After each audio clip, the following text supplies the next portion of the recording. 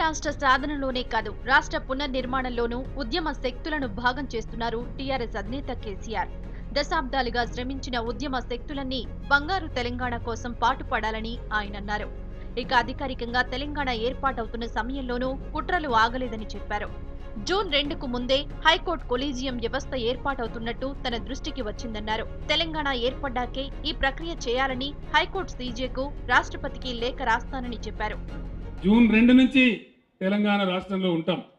కానీ ఇప్పుడు కూడా మోసాలు జరుగుతున్నాయి, ఇంకా కూడా జరుగుతున్నాయి.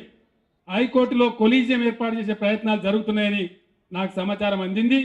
చీఫ్ జస్టిస్ గారికి నేను ఇయ్యాలను రేపు లెటర్ కూడా రాస్తా.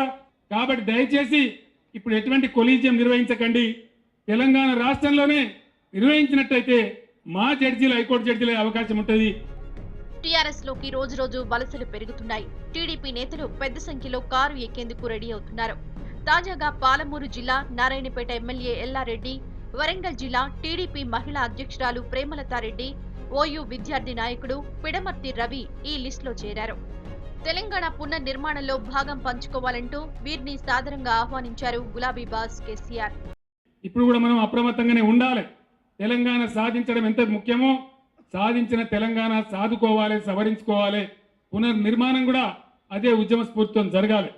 అందుకే మరొక్కసారి నేను తెలంగాణ ప్రజలకు విజ్ఞప్తి చేస్తా ఉన్నా, ఇక్కడ ఎట్టి పరిస్థితులలో టీఆర్ఎస్ ప్రభుత్వమే రావాలి.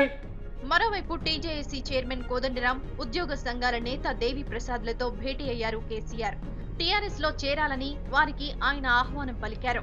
మొత్తానికి ఉద్యమ శక్తులను టీఆర్ఎస్ వైపు ఆకర్షించేలా చేస్తున్నారు కేసీఆర్. వారిని పార్టీ కార్యక్రమాలకే కాక తెలంగాణ పునర్నిర్మాణం దిశగాను ఆయన కార్యోన్ముఖులను చేస్తున్నారు.